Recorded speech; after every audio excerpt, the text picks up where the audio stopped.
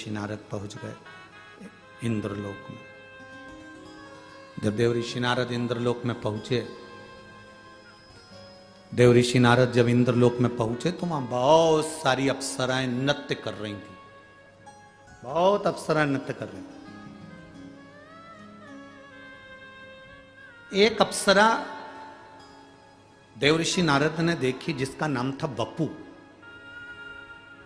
कौन सी अप्सरा है? नाम बोलो आप लोग। वपु।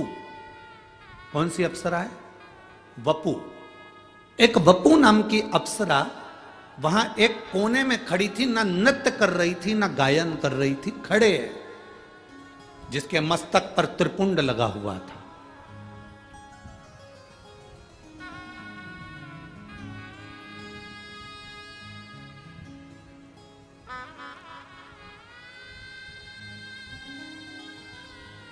चालीसगांव की कथा में आपको कहा था,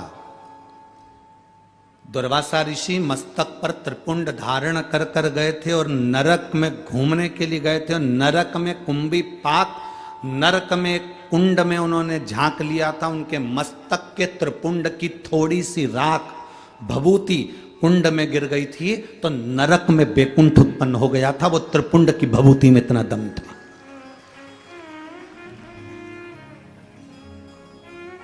शिवजी पे चढ़ी हुई भभूत में इतना दम था।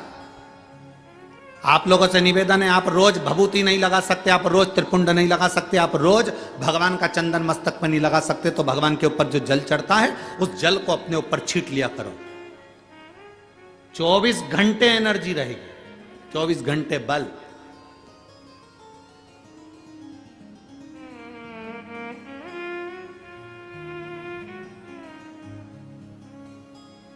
और आज इस व्यासपीठ से कहने में पीछे नहीं हटेंगे।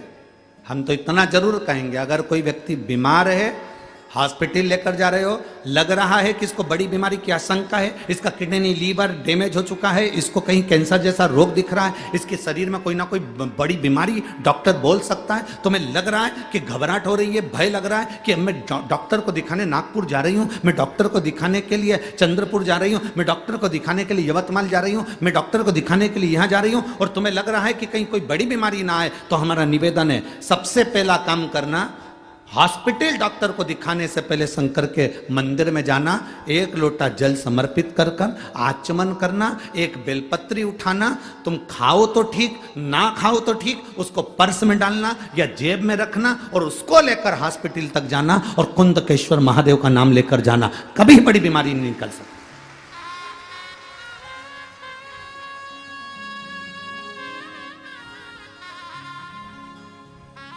उससे मिलने से पहले, डॉक्टर से मिलने से पहले महादेव से मिलो। अकाल मृत्यु वो मरे जो काम करे चंडाल का, काल उसका क्या बिगाड़े जो भक्त हो महा काल का। जो शिव की आराधना करता हो, शंकर से मिलकर गया हो, शिव से मिलकर।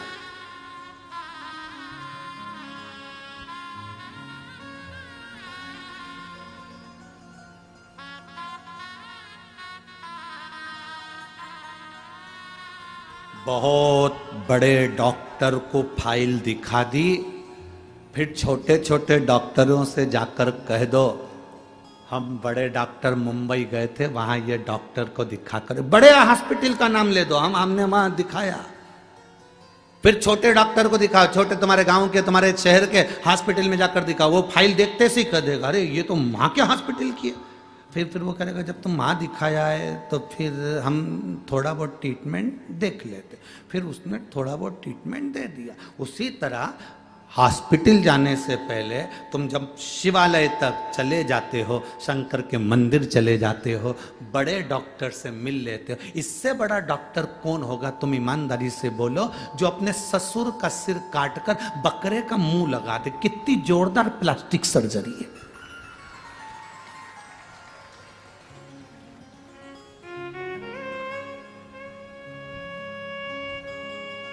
एक लड़के ने लिखकर भेजा, गुरुजी ये बताओ कि गणेश जी का सिर कटा तो शंकर भगवान ने गणेश जी का ही सिर क्यों नहीं जोड़ दिया वापिस, हाथी का सिर क्यों जोड़ा? तो हमने कहा ये तो कोई भी कर लेगा, हाथ टूटा हाथ कोई भी जोड़ देगा, पर हाथ की जगह पांव तो लगा के बता। तब मालूम पड़ेगा कि सही सर्जरी हुई कि नहीं हुई। यहां से थोड़ी सी चमड़ी निकाल कर यहां लगा दी, यहां का थोड़ा सा अंग निकाल कर यहां लगा दिया, यह तो कोई भी कर सकता है।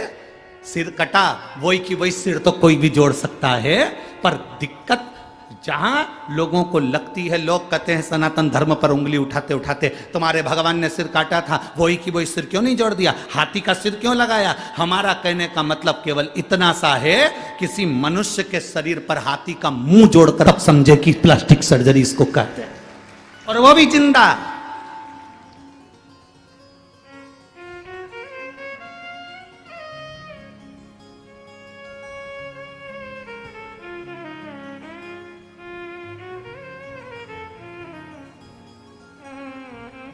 एक व्यक्ति ने हमसे कहा, गुरुजी देखो तुम्हारे सनातन धर्म में, तुम्हारे हिंदू धर्म में कितनी सारी पुराणे हैं, कितने सारे वेद हैं, कितने सारे शास्त्र हैं, कितने सारे ग्रंथ हैं, और हमारे धर्म में केवल एक, बाकी के जितने धर्म सब में एक पुस्तक, एक ग्रंथ, एक किताब है, और तुम्हारी इतनी किताब। हमने उनसे कहा हम पूरी लाइब्रेरी लेकर चलते हैं, क्योंकि हम सनातन हिंदू हैं। पूरी लाइब्रेरी लेकर चलते हैं, साथ में होना चाहिए, लाइब्रेरी हमारी है। एक पुस्तक टांग कर क्या करें, लाइब्रेरी हमारी है। हम विष्णु पुराण भी पढ़ते हैं, हम गर्ग संहिता भी पढ़ते हैं, तो हम सब कुछ पढ़ते हैं, कोई चीज नहीं छोड़ते, कोई चीज क्या छोड़े। तुम्हारे हाथ में किसी संत की पुस्तक आ जाए तो उसको भी पढ़ो, किसी वेद पुराण शास्त्र ग्रंथ जो आया उसका अध्ययन होना चाहिए, उसका अध्ययन हो।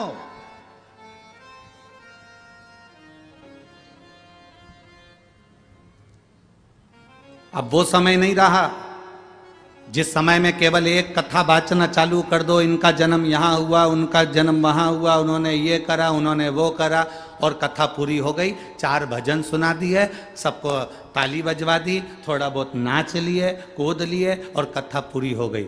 शिव महापुराण में तो इतना समय भी नहीं होता कि एक भजन की जगह 2 भजन गा लिया जाए। एक भजन के लिए भी थोड़ा सा समय बीच में फंसाना पड़ता है, तब जाकर कोई भजन हो पाता है, नहीं तो वो कथा इतनी लंबी तक चल जाती है कि आपके भीतर शिव तत्व कैसे प्राप्त हो।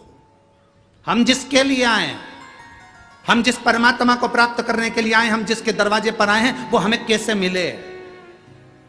हम गुरु के दरवाजे पर जाएं, और उस गुरु के दरवाजे पर जाएं, तो हम अगर गुरु के दरवाजे पर पहुंचे, भले हमारा गुरु वहां सामने नहीं हो, पर गुरु ग्रंथ भी अगर वहां पर है, तो उस ग्रंथ में गुरु का दर्शन होना चाहिए। उस ग्रंथ में गुरु का दर्शन हो तो समझ लेना कि तुम्हारा गुरु के दरवाजे जाना सार्थक हुआ, तुम्हारा गुरुद्वारे जाना सार्थक हुआ। तुम मंदिर में जाओ, और मंदिर में जाने के बाद तुम अगर भगवान को जल चढ़ाते समय तुम्हारे भीतर की इंद्रियां आनंदित ना हो जाए, तो तुम्हारा फिर मंदिर जाना व्यर्थ है। वहां आनंदित होना चाहिए कि मैंने जल चढ़ाया तो मेरी इंद्रियां आनंदित हुई।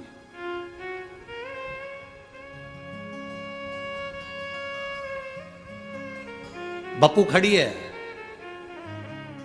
इंद्रलोक की सारी अप्सराओं में अलग खड़ी है, सिर पर त्रिपुंड लगा हुआ है, चंदन का तिलक लगाया हुआ, कंकु का तिलक लगाया हुआ, सिर पर थोड़ा सा तिलक लगाया हुआ व्यक्ति अलग दिख जाता है। पूरी ट्रेन में, ट्रेन के अंदर लोग चढ़े हुए हैं, और अगर आप तिलक लगाकर चढ़ गए हो तो यह पक्का है कोई ना कोई तुमको ऐसा मिल जाएगा जो थोड़ी सी जगह देकर सीट पर बिठाई देगा। तिलक का यह फर्क पड़ता है।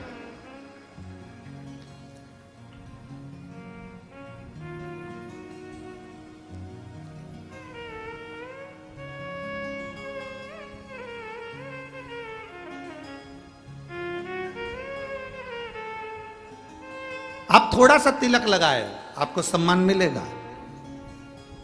बहुत बहुत हम कहेंगे आप लोगों को थोड़ी सी काली मिर्ची भी लग सकती है, क्योंकि हमारी बात से लोगों को जरा काली मिर्ची लाल मिर्ची थोड़ी ज्यादा लगती है। हम कहेंगे आप लोगों को थोड़ा सा लग सकता है। बोल दूं क्या?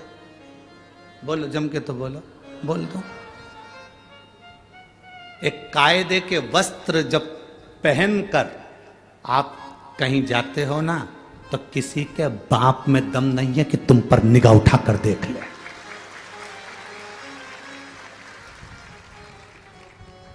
जब वस्त्र कायदे का नहीं होता तो लोग फायदा उठाते हैं। वस्त्र कायदे का नहीं होता तो लोग फायदा उठाते हैं। घाव पांव में है तो डॉक्टर से पूछना कि पट्टी क्यों बांधता है। डॉक्टर को मालूम है अगर पट्टी नहीं बांधूंगा तो ये मक्खी उस घाव पर बैठेगी, इसलिए जितना हो सके पट्टी बांध कर चलोगे तो फिर ये आड़ी टेढ़ी मक्खी नहीं झूमेगी।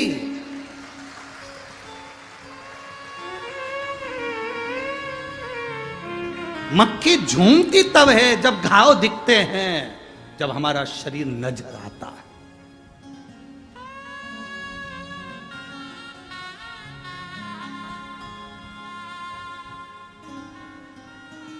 अपने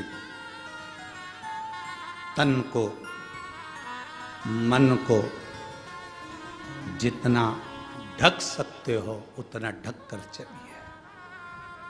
भजन को जितना ढक सकते हो उतना ढक कर चलिए। भोजन को जितना ढक सकते हो उतना ढक कर चलिए।